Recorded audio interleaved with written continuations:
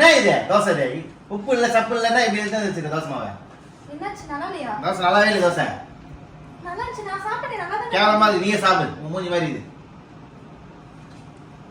daddy ஏன் அம்மாவை திட்டுற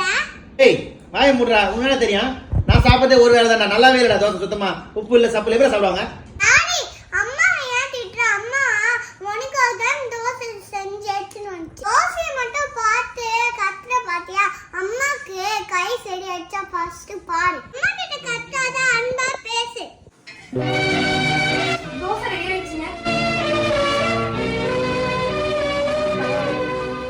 நீங்க இந்த தோசையை சாப்பிட்டு பாருங்க இது நல்லா இருக்கும் அது கல்லு கொஞ்சம் சூடாயிடுச்சு அதனாலதான் அப்படி இருந்துச்சு சாரி சரி நல்லா இருக்குமா நீ